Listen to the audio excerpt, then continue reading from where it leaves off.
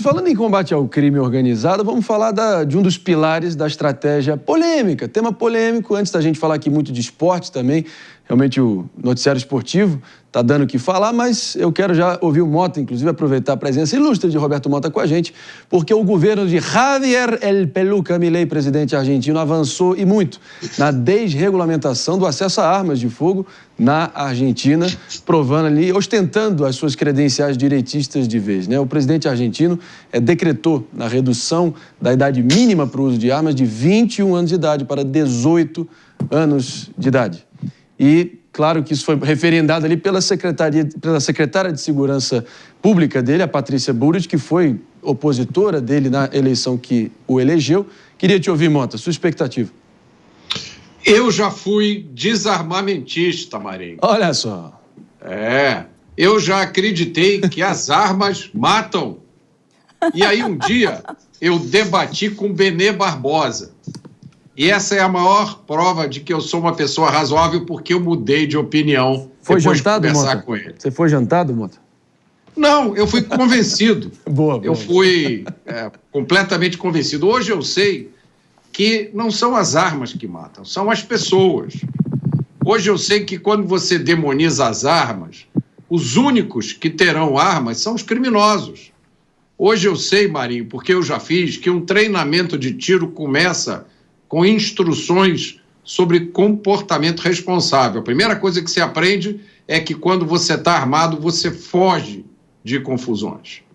Hoje eu sei que, eu tenho os dados, o Estado brasileiro decidiu desarmar seus cidadãos e o número de homicídios continuou subindo de forma explosiva.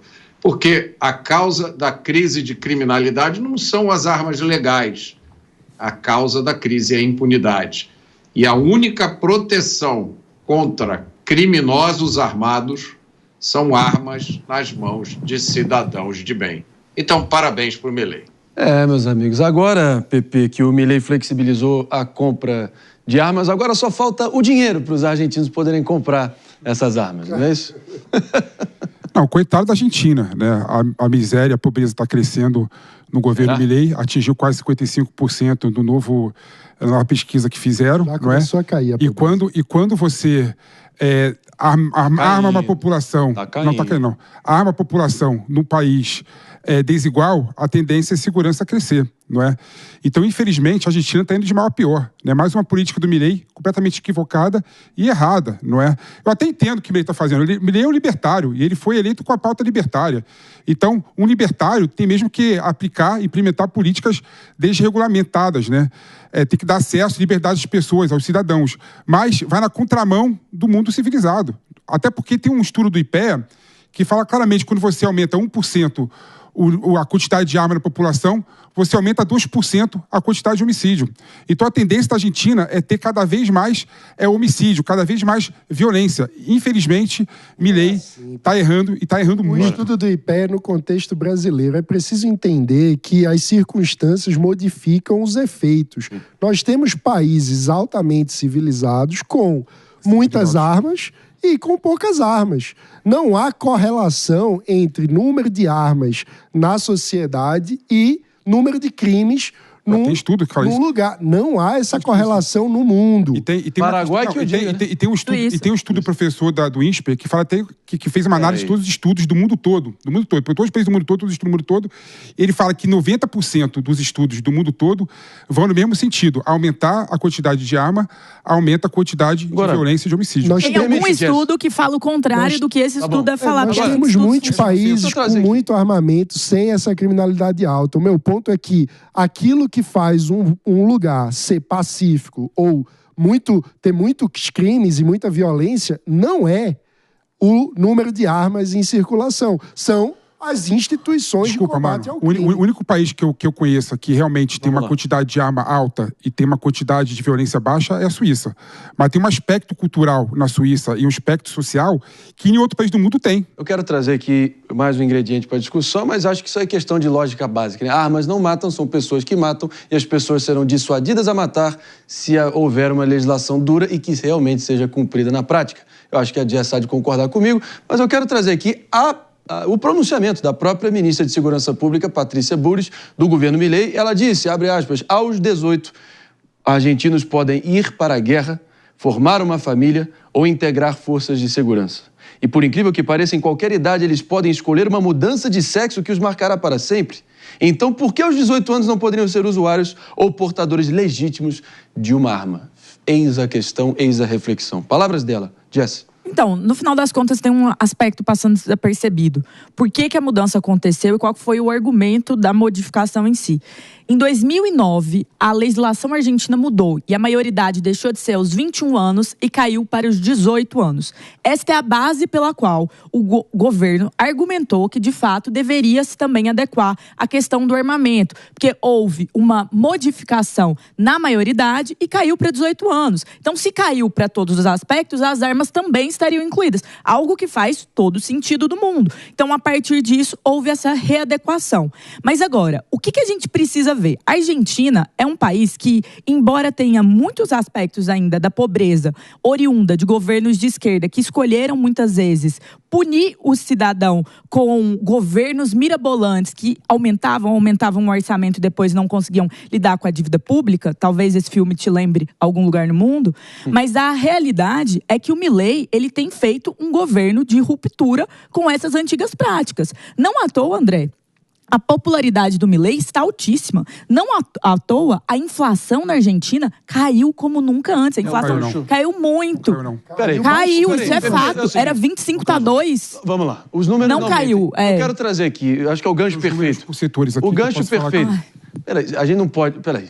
Fatos são coisas teimosas. Da Fazenda. Fatos são coisas teimosas. A gente precisa trazer os dados objetivos da realidade, os fatos. Vamos trazer aqui. Mas pelo que tudo indica, e a gente graúda reconhecendo isso, não é que a economia da Argentina parece que realmente está reagindo, pelo menos nos números. PP há de discordar, mas vamos ver de onde ele está tirando, se é ideias da cabeça dele ou se é alguma fonte crível, né? Mas os números do país registrou, inclusive, um crescimento de 3,9% nesse terceiro trimestre de 2024, saindo de vez da recessão. É o que decreta aí vários especialistas.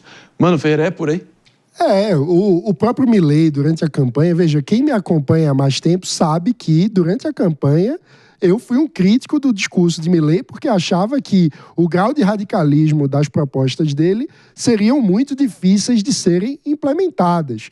E, de fato, ele não está fazendo exatamente o que ele prometeu, mas o rumo é o que ele apontou. E isso é o mais importante na política, ter clareza de rumo. E o rumo é um rumo de reformas. E parte do discurso do Milei, desde a campanha, já alertava que o remédio seria amargo. E, antes de melhorar, a situação iria piorar. E foi isso que aconteceu. Nós vimos um choque de corte de gastos, a motosserra foi ligada, o governo argentino reduziu drasticamente o seu tamanho e os seus custos. Isso gerou impactos sociais importantes num primeiro momento, então piorou antes de melhorar. E o que nós estamos vendo agora é o início da recuperação da economia argentina. Isso quer dizer que a guerra foi vencida contra a inflação? Não. Inflação é um monstro persistente. Então a guerra continua. É preciso dar sustentação de longo prazo a essas reformas que têm sido implementadas pelo governo Milei. Mas o rumo que ele está tomando, diferentemente da tragédia do peronismo que acometeu a Argentina durante décadas, é de reconstrução da economia argentina. Eu acho interessante que vocês brincam com o número. Gosto de brigar com o número. Né? Tanto é que eu acho interessante que a matéria que você leu fala que houve um crescimento econômico no último trimestre. Quando você pega o acumulado anual, houve uma retração na Argentina em quase 3% do PIB. Ou seja, a Argentina está com um PIB pior do que a Ucrânia, que está em guerra. Olha lá, pasme, isso é bom? Claro que não, isso é ruim e muito ruim. Inflação, gente, vamos pegar a inflação. Quando você pega o acumulado, de fato houve redução da inflação. Mas por que houve redução da inflação? Vamos pegar por setores. Olha só que interessante, dados concretos aqui, ó. Inflação em serviços regulados, habitação, água, eletricidade, gás e outros combustíveis, que é o que o argentino é obrigado a pagar. Houve aumento de 35% da inflação. Onde houve a redução da inflação da Argentina? Manufatura retraiu quase 20%, Construção retraiu quase 30% o preço. Claro, a Argentina não consegue construir nada, a Argentina não produz nenhuma manufatura, teoricamente o preço cai. No varejo, igualmente a mesma situação. As pessoas não compram, por exemplo, calçado, roupa. Houve uma redução da inflação, mas ainda está alta, né? Chegou a 9,6%. Ou seja, quando você pega o acumulado da Argentina, você vê uma inflação. Mas esse dado é mascarado, porque quando você pega realmente a consolidação dos números, a inflação da Argentina está indo de mal a pior. Mota. Ponto. E outro ponto. Podemos seguir adiante? Trazer. Como o Mota vai, enfim, tá se despedindo aqui na sequência, já quero ouvir ele também. Pelo seguinte, o próprio Milei foi prudente, Mota. Antes ele avisou que demoraria a colher os dividendos, os frutos aí dessa quimioterapia fiscal pela qual a Argentina seria submetida, mas eis que, pelo menos nesse terceiro trimestre, o crescimento econômico tem de tudo que é lugar, todos os veículos dizendo que a Argentina vai saindo da recessão. Como é que você está vendo isso, esse experimento até agora? A Argentina, na minha opinião, é como uma família que tinha um pai irresponsável, que gastava mais do que ganhava, acumulava dívida. A família que não tinha informação, né, os filhos, a mulher, achava ótimo. Mas o marido, o pai de família, estava cavando a sepultura da família, porque estava fazendo dívida. Todo mundo viajava para a Europa, todo mundo comia em restaurante todos os dias, mas uma dívida só aumentava, um dia a casa ia cair. Agora o Milei chegou para arrumar, lógico, no primeiro momento, olha pessoal, vamos parar de comer em restaurante, esse ano ninguém vai viajar. É lógico que as pessoas acham ruim, é lógico. Agora, o resultado virá, porque Milei está aplicando a receita que deu certo em todos os países desenvolvidos. E eu acho engraçado essa implicância do PP com o Milei. Eu acharia que o Milei ia ser o ídolo do PP, porque o Milei é um libertário, idealista, é o cara mais antissistema que eu conheço, que está no sistema. Então eu não entendo essa implicância do PP, não. Só um detalhe aqui em relação... A Jess estava bufando. Não, é porque o PP, ele quer ratear para gerar uma falsa sensação... Ele gosta muito do Ciro Gomes mesmo. Para gerar uma falsa sensação de que a inflação não é um dado relevante aqui.